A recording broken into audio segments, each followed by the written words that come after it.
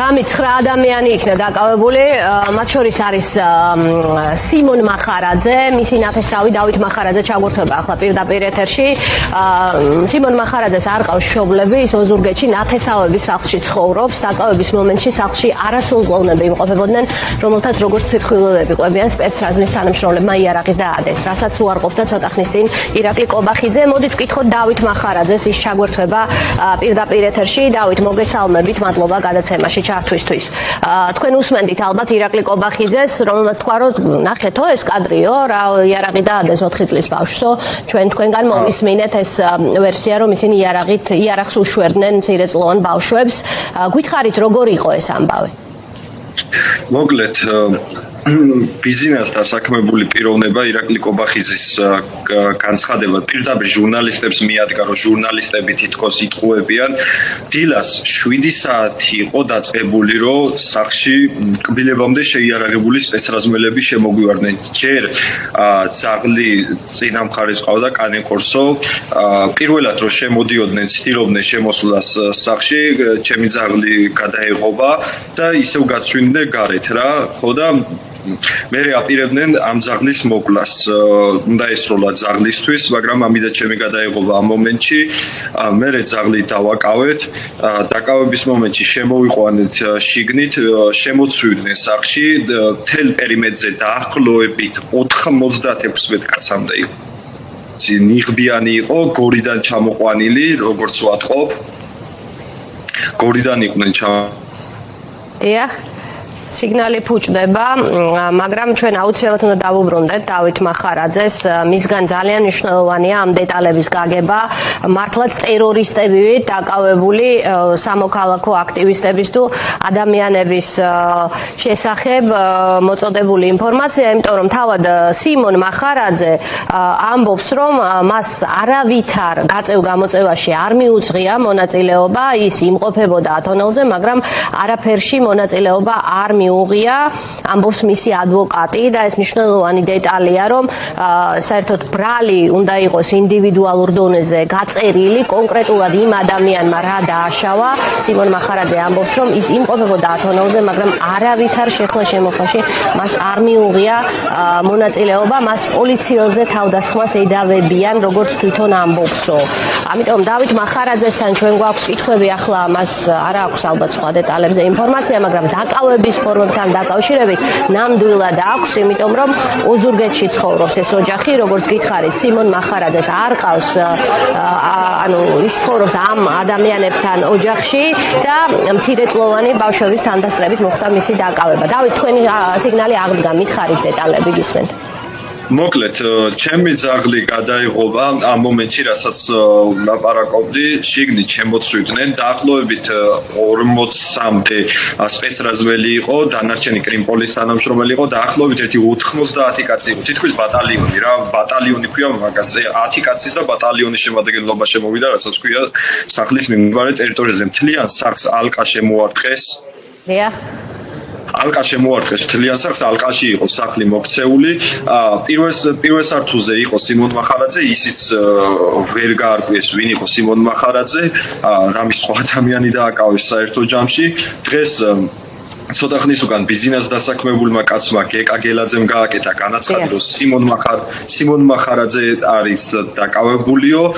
ვიდეო კადრებში ფიგურირებს სიმონ მახარაძე, მაგრამ ეს ვიდეოებში არანაირად არ ჩანს არანაირი სიმონის ზალადობა, ჩვეულებრივად ეს ყველაფერი არის შეთითხნილი, რაც მაგათი პროპაგანდისტული მედიები ავრცელებენ. რაც შეეხება სახლში შემოჭრის მომენტში, იყვნენ მცირეწლოვანი ბავშვებიც მეორე სართულზე. სპეცოპერაცია როცა იგეგმება, წინასწარიცის შინაგან საქმეთა სამინისტრომ, რომ სად უნდა შევიდნენ და იქ იციან, რომ მცირეწლოვანი ბავშვები არიან, მათ ყავთ აგენტებიც, მათ ყავთ ინფორმატორებიც სოფლებში, რომლებიც აწვდიან ინფორმაციებს, რომ სახლის მიმდებარე ტერიტორიაზე თუ ცხოვრობენ მცირეწლოვანი ბავშვები, მაგრამ აი სანამ მთავარ დეტალებზე გადავალ რა, მინდა ვისაუბრო 3-4 დღის უკან სიმონ მახარაძე ქალაქში, კერძოდ ოზურგეთში გააჩერა პოლიციამ. შინაგან საქმეთა სამინისტროს გავრცელებული ჰქონდა ინფორმაცია დაახლოებით 1 კვირის უკან რომ მსზე იყო გამოცხადებული დევნა, მაგრამ არ დაუსახელებია მს ვინ იყო, ეს იყო ჩემი ბიძაშვილი, მაგრამ დაახლოებით 3 დღის უკან გააჩერა პოლიციამ. ესე იგი ადამიანი თუ მიმალვაში იყო პოლიციას არ შეეძლო რომ დაეკავებინა როგორ დააჩერა სხვა მოტივით უბრალოდ გადამოწმების მიზნით გააჩერა პოლიციას, როცა ადამიანი დანაშაული აქვს და სისხლის სამართლის დანაშაული აქვს ჩადენილი, ესე იგი გაუშვეს სისხლის სამართლის დანაშაულებრივი ყოფი პირი და ეს სპეცოპერაცია აწყობდათ რომ მოეწყოთ ჩვეულებრივად და აწყობდათ რომ მცირეწლოვანი ბავშვების დაეციოკებინათ. ეს არის მიზანმიმართული იმისთვის რომ ხალხი დააშინონ, მაგრამ არავის არ ეშინია. ხო და ეხლა მთავარ რაღაცას გავუსმენ ფას და სახლში შემოჭრის მომენტში ყავდა ძაღლი. ხო და მუქარები წავიდა ძაღლის მიმართ მოკლავთო, ერთ-ერთი სპეცრაზმელი იყო გორიდან, რომელსაც აუცილებლად მოხდება დროთა განმავლობაში მაგის იდენტიფიცირებას მოვა მაგის დროს. პირდაპირ მუქარა იყო ძაღლს მოგიკლავთო.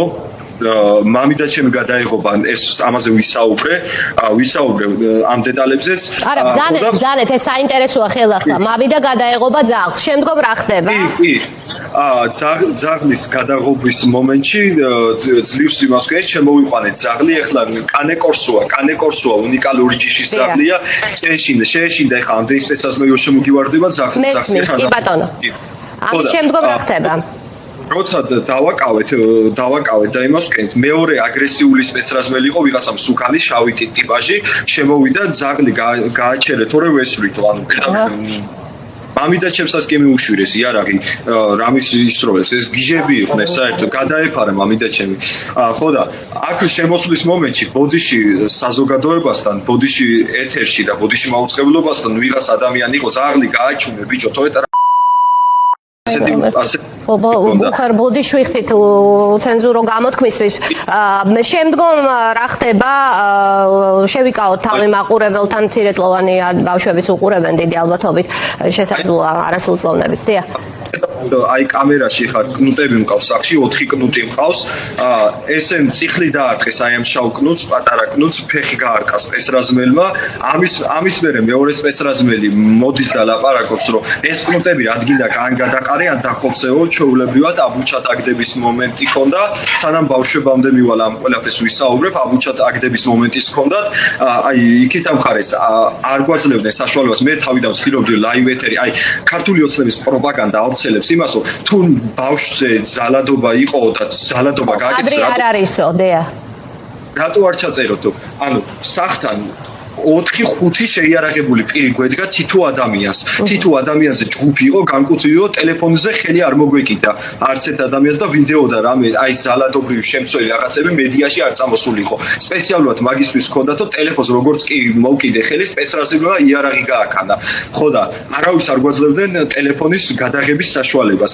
ხო და ამ მომენტში იქით ამ ხარესაც სიმონ მახარაძესაც დაკავების მომენტში სანამ ბავშვებამდე მივალ რა, დაკავების მომენტშიც სინოდნენ აბუჩად იგდებდნენ რაღაც საუბარი ქონდათ აი რაღაც საშინელი საუბარებოდნენ.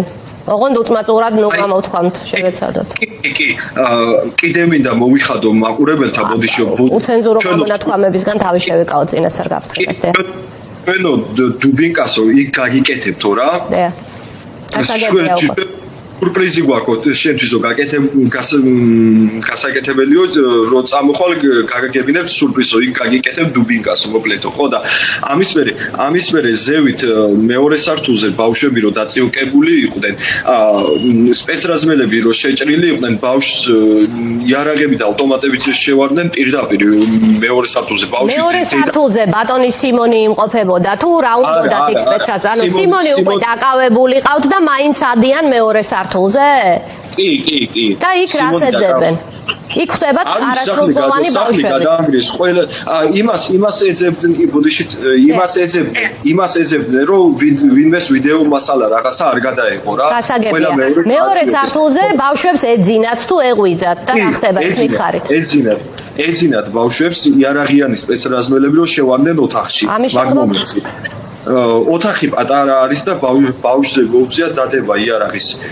ხო და ბავშვი გამოეღვიძა და ბავშვმა ლაპარაკობდა, ხო, ბოდიში ტიტველი წამოაგდეს ადამიანი, რასაც ქვია და ბავშვი კიდე იძახდა, დედა მე არაო, შეეშინდა ბავშვი, ხა რა ბავშვი არასდროს იარაღი არ უნახია, მაკი არა დედამისი სათამაშოებს არ აძლევს იარაღს, ხო და დედა მე არაო დაიწყო ბავშვმა. ბავშვი ფსიქოლოგიური პრობლემებიც აქვს, ლაპარაკი უჭის რა და უარესად დასწრეს რა საბუთებიც გვაქვს, ფორმაციაც გვაქვს, ყველაფერი გვაქვს აბსოლუტურად და ბავშვს ცოტა ფსიქოლოგიური პრობლემებიც აქვს და შიში გაატარეს ბავშვს.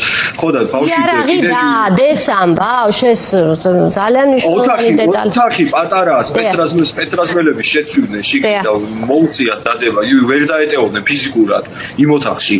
იმდენი სპეცრაზმელი შევარდა ტყუილ უბრალოდ და დანარჩენი კარებთან იდგა და იქით ამ ხარის მეორე ოთახში სხვა ადამიანი იყო იმ ადამიანთანაც შევარდნენ და ხელები გაუკავეს. და ბავშვები იღვიძებენ შუაღამისას იარაღიანი სპეცრაზმელები მიშვერილი იარაღით, ეს არის სურათი? ეს არის სურათი, კი.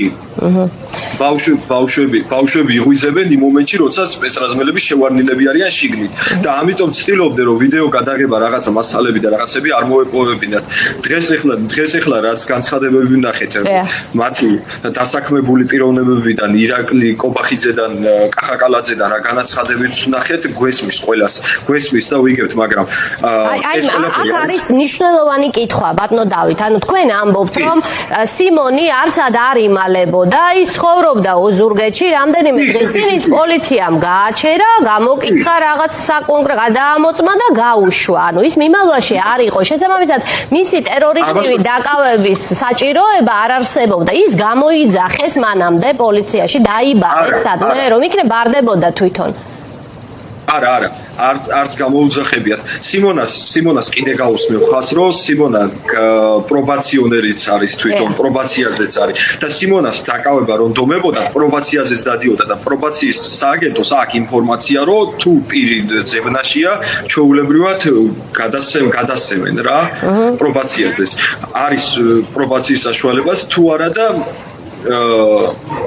ამის გარდა სრულიად საშუალება შეეძლოთ, რომ სიმონ მახარაძე ამხედა რეიდით და ამდენი სპეცრაზმელით და სახში შემოვარდნის გარეშე დაეკავებინათ, მაგრამ ეს მიზანი ჰქონდათ და ჩაფიქრებული გეგმა ჰქონდათ, რომ თითო ადამიანს, თითო ორი ადამიანი, სამი ოჯახი, 4 ოჯახი აწიოკო. და რომ შევაჯამოთ, ბატონო დავით, თქვენ საუბრობთ, რომ გორიდან იყვნენ ჩამოსულები მის დასაკავებლად, ესენი არ იყვნენ ადგილობრივები, იმიტომ რომ ზურგეთში ძალიან მარტივად იცნობა ადგილობრივი სპეცსამსახურის წარმომადგენელი და ჯამში თქვენ თავში აღნიშნეთ, რამდენი ადამიანი შემოვარდა სიმონის დასაკავებლად ამ სპეცოპერაციაზე, რომელი საათი იყო ეს, ესეც მნიშვნელოვანია.